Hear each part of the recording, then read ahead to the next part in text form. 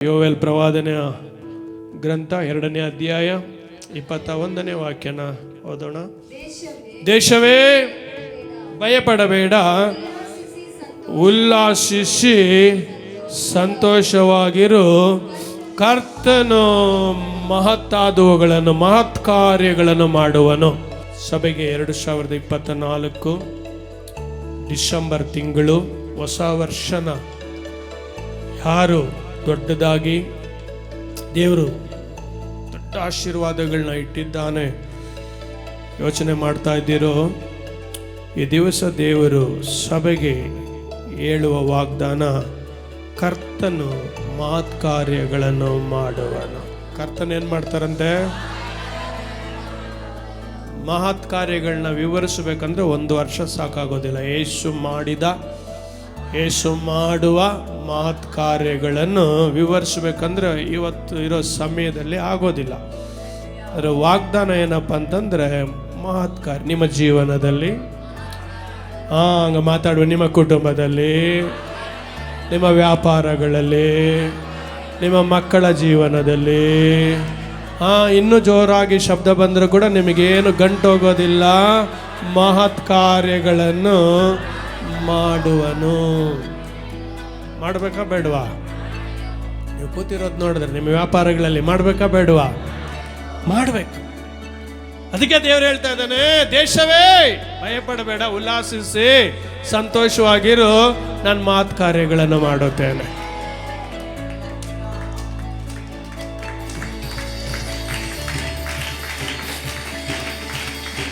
Charge ಮಾಡ್ಕೊಳ್ಳಿ. ದೇವರ ಆಶೀರ್ವಾದಗಳು ಬರುವಾಗ ಹೀಗೆ ಸ್ತೋತ್ರ ಮಾಡಿ, ಕೈ ತಟ್ಟಿ, ಉತ್ಸಾಹ ಪಟ್ಟು ಅದನ್ನೇ ಹೇಳ್ತಾನೆ, ಉಲ್ಲಾಸಿಸಿ ಸಂತೋಷವಾಗಿರು. ಹೆಂಗ್ ಗೊತ್ತಾಗುತ್ತೆ ನೀವು ಉಲ್ಲಾಸಪಟ್ಟು ಸಂತೋಷವಾಗಿದ್ದೀರಿ? ಇಲ್ಲೇ ಇಲ್ಲ ಅಂದ್ರೆ ಇನ್ನೆಲ್ರಿ ಹೇಳ್ತಾನೆ, ಉಲ್ಲಾಸಿಸಿ ಸಂತೋಷವಾಗಿರು. ಅದನ್ನ ಇಲ್ಲಿ ನೀವೇ ತೋರಿಸ್ಬೇಕು. 2 ಆಶೀರ್ವಾದ. ಯಾಕೆ? ಮಹತ್ ಕಾರ್ಯಗಳು ಮಾಡ್ತಾನಂತೆ. ಯಾರ ಜೀವನದಲ್ಲಿ? ನಮ್ಮೆಲ್ಲರ ಜೀವನದಲ್ಲಿ. ಏನ್ ಮಹತ್ ಕಾರ್ಯಗಳು ಮಾಡ್ಬೋದು? ಯೋಚಿಸಿ. ಎಂತೆಂಥ ಮಹತ್ ಕಾರ್ಯಗಳು ನನ್ನ ಜೀವನದಲ್ಲಿ ನಡಿಬೇಕು, ನನ್ನ ಕುಟುಂಬದಲ್ಲಿ ನಡಿಬೇಕು, ನನ್ನ ಮಕ್ಕಳ ಜೀವನದಲ್ಲಿ ನಡಿಬೇಕು, ನನ್ನ ಮನೆಯಲ್ಲಿರೋರಲ್ಲಿ ಮಹತ್ ಕಾರ್ಯಗಳು ನಡಿಬೇಕು. ಕರ್ತನ ಎಂತೆಂಥ ಮಹತ್ ಕಾರ್ಯಗಳನ್ನು ಮಾಡುವುದಕ್ಕೆ ಶಕ್ತನಾಗಿದ್ದಾನೆ. ಎಂತೆಂಥ ಮಹತ್ ಕಾರ್ಯಗಳು ನನ್ನ ಜೀವನದಲ್ಲಿ 2024 ಡಿಸೆಂಬರ್ ಮುಗಿಯೋದ್ರೊಳಗಡೆ ನನ್ನ ಸಾಕ್ಷಿ ಹೇಳಬೇಕು. ಮಹತ್ ಕಾರ್ಯಗಳು ನನ್ನ ಜೀವನದಲ್ಲಿ ನಡೆದಿದೆ, ಮಹತ್ ಕಾರ್ಯಗಳು ನನ್ನ ಜೀವನದಲ್ಲಿ ನೆರವೇರಿದೆ, ಮಹತ್ ಕಾರ್ಯಗಳನ್ನು ದೇವರು ನನ್ನ ಕುಟುಂಬದಲ್ಲಿ ಮಾಡಿದ್ದಾನೆ. ಸಾಕ್ಷಿ ಹೇಳುತ್ತೇವೆ ಅಯ್ಯ. ತಕ್ಷಣನೇ ಅದನ್ನ ಹಂಗೆ ಸ್ವೀಕರಿಸಿ ಹೃದಯದಲ್ಲಿ ಇಟ್ಕೊಂಡಪ್ಪ, ಮಹತ್ ಕಾರ್ಯಗಳನ್ನು ನೋಡುವುದಕ್ಕೆ ಹೋಗುತ್ತೇನೆ. ನಂಬಿಕೆ ಬಂದ್ಬಿಡಬೇಕು. ಹಲ್ಲೆಲೂಯ. ಇದು ಸಭೆಗೆ ವಾಗ್ದಾನ, ಸಭೆಯ ಕುಟುಂಬಗಳಿಗೆ ವಾಗ್ದಾನ. ಅನೇಕ ಸಾರಿ ಕೇಳಿರ್ತೀವಿ, ಅನೇಕ ಸಾರಿ ದೇವರು ನಮ್ಮ ಮೂಲಕನೂ ಬೇರೆ ಸೇವಕರ ಮೂಲಕನೂ ಈ ವಾಗ್ದಾನಗಳನ್ನ ಕೇಳಿರ್ತೀರ. ಅದು ಆ ಸಮಯಕ್ಕೆ. ಆದರೆ ಈ ಸಮಯಕ್ಕೆ 2024 ಕೊನೇ ದಿವಸಗಳಲ್ಲಿ ಬಂದಿರೋ ದೇವ ಮಕ್ಕಳಿಗೆ ಯಾರಿಗಾದರೂ ಭಯ ಇರ್ಬೋದು, ಕಷ್ಟ ವೇದನೆ ಇರ್ಬೋದು, ದುಃಖ ಇರ್ಬೋದು, ಭಯ ಇರ್ಬೋದು. ಹೆಂಗಾಗುತ್ತಪ್ಪ? ಏನೂ ಆಗೋದಿಲ್ಲ. ಆದರೆ ನಿನ್ನ ಜೀವನದಲ್ಲಿ, ನಿನ್ನ ಕುಟುಂಬದಲ್ಲಿ ಕರ್ತನು ಮಹತ್ ಕಾರ್ಯಗಳನ್ನು ಮಾಡುವುದಕ್ಕೆ, ಮಹತ್ ಕಾರ್ಯಗಳನ್ನು ಮಾಡುವುದಕ್ಕೆ ಹೇಳಿ ನಿನ್ನ ಬಾಯಿ, ಮಹತ್ ಕಾರ್ಯಗಳನ್ನು ಮಾಡುವುದಕ್ಕೆ ಹೋಗುತ್ತಾನೆ. ಕೀರ್ತನೆಗಳು 126ನೇ ಕೀರ್ತನೆ, ಅದರ 3ನೇ ವಾಕ್ಯವನ್ನು ತಿರುಗಿಸಿಕೊಳ್ಳೋಣ. ಕೀರ್ತನೆಗಳು 126 3ನೇ ವಾಕ್ಯ. ಯೆಹೋವನು ನಮಗೋಸ್ಕರ ಮಹತ್ ಕಾರ್ಯಗಳನ್ನು ನೀವು ಮಾತಾಡುವ, ನಮಗೋಸ್ಕರ ಮಹತ್ ಕಾರ್ಯಗಳನ್ನು ಮಾಡಿದ್ದು ನಿಜ. ಹೀಗೆ ಹೇಳಕ್ಕಾಗ್ಲಿಲ್ಲ ಅಂತಾನೆ ಅನ್ಕೊಳ್ಳಿ. ಇವತ್ತು ಸಾಯಂಕಾಲ ಹೇಳ್ಬೋದು, ನೀವು ನಾಳೆ ಬೆಳಿಗ್ಗೆ ಹೇಳ್ಬೋದು, ಕರ್ತನು ನಮ್ಮ ಮನೆಯಲ್ಲಿ ಮಹತ್ ಕಾರ್ಯಗಳನ್ನು ಮಾಡಿರೋದು ನಿಜ. ಅದನ್ನು ಕೇಳುವಾಗಲೇ ಒಂದು ಸಂತೋಷ ನಿಮ್ಮೊಳಗಡೆಯಿಂದನೂ ಬರುತ್ತೆ, ಕೇಳೋರಿಗೂ ಒಂದು ಸಂತೋಷ ಬರುತ್ತೆ. ಮುಂದೆ ಓದಿ. ಆದುದರಿಂದ ನಾವು ಸಂತೋಷವುಳ್ಳ, ಅದನ್ನೇ ದೇವರ ಮೇಲೇನೆ ಹೇಳ್ಬಿಟ್ಟ, ನೀವು ಉಲ್ಲಾಸಿಸಿ ಸಂತೋಷವಾಗಿರ್ರಿ, ನಾನು ಮಹತ್ ಕಾರ್ಯಗಳನ್ನ ಮಾಡ್ತೀನಿ. ಇವಾಗ ಮಾತು ಕಾರ್ಯಗಳು ನಡೆದ ಮೇಲೆ ಕೂಡ ನೀವು ದುಃಖ ಸೋಡು ಮುಖ ಹಾಕೊಂಡೆಲ್ಲ ಇರಬಾರ್ದು. ನೀವು ಬೀದಿಯಲ್ಲಿ ನಡ್ಕೊಂಡು ಹೋಗುವಾಗೆಲ್ಲ ನಿಮ್ಮ ಮುಖದಲ್ಲಿ ಒಂದು ಸಂತೋಷ ನೋಡಬೇಕು ಜನ. ಇವರ ದೇವರು ಇವರ ಕುಟುಂಬದಲ್ಲಿ ಮಾತು ಕಾರ್ಯಗಳನ್ನು ಮಾಡಿದ್ದಾನೆ. ಲೇಟು ನೀವು ಮಾತು ಕಾರ್ಯಗಳನ್ನು ಮಾಡಿದ್ದಾನೆ. ಇದು ನಮಗೆ ಆಶ್ಚರ್ಯವಾಗಿದೆ. 2024 ಅನೇಕ ಕುಟುಂಬಗಳು, ಅನೇಕ ಜನರು ಯೇಸುವಿನ ನಾಮದಲ್ಲಿ ಕರ್ತನ ಮಾತು ಕಾರ್ಯಗಳನ್ನು ಮಾಡಿರೋದು ನಿಜ. ದೇವರ ವಾಗ್ದಾನ ನಮ್ಮ ಕುಟುಂಬದಲ್ಲಿ ನೆರವೇರಿದೆ, ನಮ್ಮ ಜೀವನದಲ್ಲಿ ನೆರವೇರಿದೆ. ನಮ್ಮ ವ್ಯಾಪಾರಗಳಲ್ಲಿ, ನಮ್ಮ ಕೆಲಸಗಳಲ್ಲಿ, ನಮ್ಮ ವಿದ್ಯಾಭ್ಯಾಸದಲ್ಲಿ, ನಾವು ಮಾಡುವ ಸೇವೆಗಳಲ್ಲಿ ದೇವರು ಮಹತ್ ಕಾರ್ಯಗಳನ್ನು ಮಾಡಿದ್ದಾನೆ. ಆದುದರಿಂದ ನಾವು ಸಂತೋಷವಾಗಿದ್ದೇವೆ.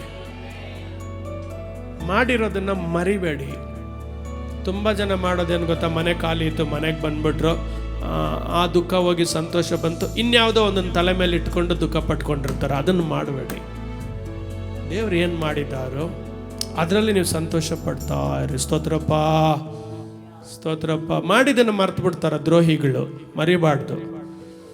ಆ ಕಷ್ಟದ ದಿವಸಗಳನ್ನ ಮರಿಬಾರ್ದು. ಅದು ಅದ್ಭುತ ಮಾಡಿದಾನಲ್ಲ, ಅದಕ್ಕೆ ಸ್ತೋತ್ರ ಮಾಡಿಕೊಂಡು ಅದು ಮಾಡಿದ ದೇವರು ಇದಕ್ಕಿಂತ ದೊಡ್ಡ ಕಾರ್ಯಗಳನ್ನ ದೇವರು ನೆರವೇರಿಸೋದಕ್ಕೆ ಶಕ್ತನು. ಹೇಳಬೇಕು, ಅದನ್ನು ನೆರವೇರಿಸಿದ ದೇವರು ಇದಕ್ಕಿಂತ ದೊಡ್ಡ ಕಾರ್ಯಗಳನ್ನ ಮಾಡೋದಕ್ಕೆ ಶಕ್ತನಾಗಿದ್ದಾನೆ ಅಂತ ನಿಮ್ಮ ಮನೆಗಳಲ್ಲಿ ನೀವು ಆರಾಧನೆ ಮಾಡಿಕೊಂಡು ಸ್ತುತಿ ಸ್ತೋತ್ರಗಳನ್ನ ಹೇಳ್ಕೊಂಡು ನಿಮ್ಮ ಜೀವನದಲ್ಲಿ ದೇವರು ಮಾಡಿದ ಸಾಕ್ಷಿಗಳನ್ನ ಅನೇಕರಿಗೆ ಸುಮ್ಮನೆ ಆದರೂ ಫೋನ್ ಮಾಡಬೇಕು. ನಿಮಗೆ ಗೊತ್ತಾ, ನನ್ನ ದೇವರು ನನ್ನ ಪ್ರಾರ್ಥನೆನ ಕೇಳಿ ನನ್ನ ಮನೇನ ಆಶೀರ್ಸ್ ಅದ್ಭುತ ಮಾಡಿ ಏನು ಮಾಡಿದ್ದಾನೆ ಅದನ್ನು ಹೇಳಬೇಕು. ನಾವು ಹೇಳಲ್ಲ. ನಾವೇನು ಮಾಡ್ತೀವಿ ಗೊತ್ತಾ, ಮಾಡಿರೋದನ್ನು ಮರ್ತು ಬಿಡ್ತೀವಿ. ಏನೋ ಸಣ್ಣ ಪುಟ್ಟ ಒಂದು ಮನೆ ಅಂದಮೇಲೆ ಇರುತ್ತೆ, ಅದನ್ನೇ ಹೇಳ್ಕೊಂಡು ಅಯ್ಯೋ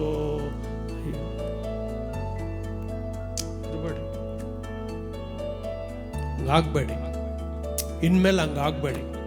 ಏನು ಮಾಡಿದ್ದಾನೋ ಅದನ್ನು 100 ಜನಕ್ಕಾದರೂ ಕರೆದು, ನಾವು ಎಷ್ಟು ಸಂತೋಷವಾಗಿದ್ದೀವಿ ಗೊತ್ತಾ, ಏನು ದೇವ್ರ ಮಾತು ಕಾರ್ಯ ಮಾಡಿದ್ದಾನೆ ಹೇಳು. ಏನು ದೇವ್ರು ಮಾಡಿದ್ದಾನೋ ಅದನ್ನು ಹೇಳು. ನೀನು ಸಂತೋಷ ಪಡು, ನಿನ್ನೊಂದಿಗೆ ಅನೇಕರು ಸಂತೋಷ ಪಡೋ ಹಂಗೆ ಮಾಡು. ನಮ್ಮ ಜನ ಎಲ್ಲ, ನಾನು ನೋಡಿರೋ ಜನ ಹೆಂಗೆಲ್ಲ ಗೊತ್ತಾ, ಮಾಡಿದ್ದನ್ನು ಮರೆತು, ಕೆಲಸ ಇರಲಿಲ್ಲ, ಕೆಲಸ ಬಂತು. ಇವಾಗ ಕೆಲಸ ಬಂತು, ಅಯ್ಯೋ ಕಷ್ಟ, ಬೆಳಗ್ಗೆ ಹೋಗ್ಬೇಕು, ಸಾಯಂಕಾಲ ಬರಬೇಕು, ಅಯ್ಯೋ ಒಂದೇ ಟಯಾರ್ಡು.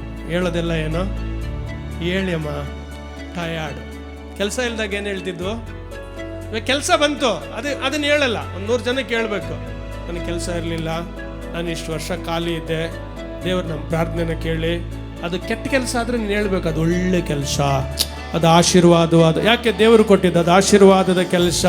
ಅಲ್ಲಿ ಕಷ್ಟ ಇದ್ರೂ ಕೂಡ ಅಲ್ಲಿ ಕಷ್ಟ ಹೋಗ್ಬಿಟ್ಟು ಆಶೀರ್ವಾದ. ನಾವು ಅದನ್ನ ಹೇಳಲ್ಲ, ದೇವ್ರು ಕೊಟ್ಟಿದ್ದೀನಿ. ಅಯ್ಯೋ ನಾನು ಬೆಳಗ್ಗೆ 5 ಗಂಟೆಗೆ ಎದ್ದು ಸಾಯಂಕಾಲ 10 ಗಂಟೆಗೆ ಬಂದೆ, ಒಂದೇ ಟಯಾರ್ಡು. ಹೇಳ್ಬೇಡಿ, ಟಯಾರ್ಡ್ನ ಹೇಳ್ಬೇಡಿ, ದೇವ್ರು ಮಾಡಿದ್ದನ್ನು ಹೇಳಿ. ಆಮೇಲೆ ಹೇಳಲಿಲ್ಲ ನೀವು, ಇನ್ನು ಮಹತ್ ಕಾರ್ಯಗಳನ್ನು ದೇವರು ಮಾಡುವುದಕ್ಕೆ ಹೋಗುತ್ತಾನೆ. ಇನ್ನು ಮಹತ್ ಕಾರ್ಯಗಳನ್ನು ಪರಲೋಕದ ದೇವರು ಮಾಡುವುದಕ್ಕೆ ಹೋಗುತ್ತಾನೆ. Hallelujah, hallelujah. ಯೋಬನ ಪುಸ್ತಕ, ಯೋಬನು 8ನೇ ಅಧ್ಯಾಯ ಅದರ 21ನೇ ವಾಕ್ಯ. ಯೋಬನು 8:21. ಆತನು ಇನ್ನು ಮೇಲೆ ನಿನ್ನ ಬಾಯನ್ನು ನಗೆಯಿಂದಲೂ ತುಟಿಗಳನ್ನು ಉತ್ಸಾಹ ಧ್ವನಿಯಿಂದಲೂ ತುಂಬಿಸುವನು. ನಿನ್ನ ಬಾಯಿ, ಯಾರ ಬಾಯಿ? ನೀವು ಮಾತಾಡೋದೇ ಲೇಟ್ ಈ ಕಡೆ. ಯಾರ ಬಾಯಿ? ಹಿಂದಗಡೆಯಿಂದ ಶಬ್ದದಲ್ಲಿ ಯಾರ ಬಾಯಿ? ನಮ್ಮ ಬಾಯಿ. ಇದುವರೆಗೆ ಹೆಂಗೆ ಮಾತಾಡ್ತಾ ಗೊತ್ತಿಲ್ಲ ಈ ತುಟಿ. ಇದೆಲ್ಲ ವಾಗ್ದಾನ. ಇದನ್ನ ಹಂಗೆ ಸ್ವೀಕರಿಸಿ ಹೃದಯದಲ್ಲಿ ಇಟ್ಕೋಬೇಕು. ಸ್ತೋತ್ರಪ್ಪ. ಇನ್ಮೇಲೆ ಹೆಂಗಿರುತ್ತಂತೆ ನಿನ್ನ ಜೀವನ? ಇನ್ನು ಮೇಲೆ ಅಲ್ಲ, ಹಂಗೆ ಇದೆ. ಇನ್ನು ಮೇಲೆ ನಾನು ನೋಡ್ಕೊಂಡೇ ಇರ್ರಿ ನೀವು. ಇನ್ನು ಮೇಲೆ ಹೇಳು, ನನ್ನ ಬಾಯಿ, ನನ್ನ ಬಾಯಿ, ನನ್ನ ಬಾಯಿ ನಗೆಯಿಂದಲೂ ತುಟಿಗಳು ಉತ್ಸಾಹ ಧ್ವನಿಯಿಂದಲೂ ತುಂಬಿಸುವನು. ಸ್ತೋತ್ರಪ್ಪ. ಅದಕ್ಕೆ ದೇವರಿಗೆ ಸ್ತೋತ್ರ ಮಾಡ್ಬೇಕು ಕೈ ಎತ್ತಿ. ಎಷ್ಟೊಳ್ಳೆ ದೇವರು ನೋಡ್ರಿ.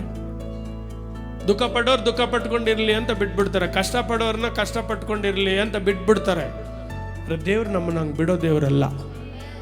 ಹಾ, ನಮ್ಮ ದೇವರು ಹಾಗೆ ನಮ್ಮನ್ನ ಬಿಡುವ ದೇವರಲ್ಲ. ನೆನ್ನೆ ನೀನು ಹಂಗೆ ಹೇಳಿರ್ಬೋದು, ನನ್ನ ಜೀವನ ಹಿಂಗಿದೆ, ನನ್ನ ಸ್ಥಿತಿ ಹಿಂಗಿದೆ. ನೀನು ಹತ್ತಿರ್ಬೋದು, ನೆನ್ನೆ ನೀನು ಕಣ್ಣೀರು ಸುರಿಸಿರ್ಬೋದು. ನೆನ್ನೆ ನಿನ್ನ ಕಣ್ಣೀರನ್ನ ನೋಡಿದ ದೇವರು, ನೀನು ಹತ್ತಿದ್ದನ್ನ ನೋಡಿದ ದೇವರು ಇವತ್ತು ನಿನ್ನನ್ನು ನೋಡಿ ಹೇಳುತ್ತಾ ಇದ್ದಾನೆ, ಇನ್ನು ಮೇಲೆ ನೀನು ಹಾಗೆ ಕಣ್ಣೀರು ಸುರಿಸ್ಕೊಂಡಿರೋದಿಲ್ಲ, ನೀನು ಹಳೆಯದನ್ನೇ ಮಾತಾಡ್ಕೊಂಡಿರೋದಿಲ್ಲ. ನಿನ್ನ ಬಾಯಿ ನಗೆಯಿಂದಲೂ ನಿನ್ನ ತುಟಿಗಳು ಉತ್ಸಾಹ ಧ್ವನಿಯಿಂದಲೂ ನಾನು ತುಂಬಿಸ್ತೀನಿ, ಧೈರ್ಯವಾಗಿ ಇರು. ಹಲ್ಲೆಲೂಯ. ಎರಡು ಕೈಗಳನ್ನ ಪರಲೋಕದ ಕಡೆಗೆ ಎತ್ತಿ ಹಲ್ಲೆಲೂಯ. ಈ ವಾಗ್ದಾನಗಳಿಗಾಗಿ ದೇವರಿಗೆ ಸ್ತೋತ್ರ, ಈ ಆಶೀರ್ವಾದಗಳಿಗಾಗಿ ದೇವರಿಗೆ ಸ್ತೋತ್ರ. ಕರ್ತನೇ, ಇನ್ನು ಮೇಲೆ ನಮ್ಮ ಬಾಯನ್ನು ನಗೆಯಿಂದಲೂ ನಮ್ಮ ತುಟಿಗಳನ್ನು ಉತ್ಸಾಹ ಧ್ವನಿಯಿಂದಲೂ ತುಂಬಿಸುತ್ತಾ ಇರುವುದಕ್ಕಾಗಿ ಸ್ತೋತ್ರ యేసయ్య. ನಮ್ಮ ಮನೆಗಳಲ್ಲಿ ಆಶೀರ್ವಾದಗಳು ತಂಗಿರಲಿ, ನಮ್ಮಲ್ಲಿ ಆಶೀರ್ವಾದಗಳು ತಂಗಿರಲಿ.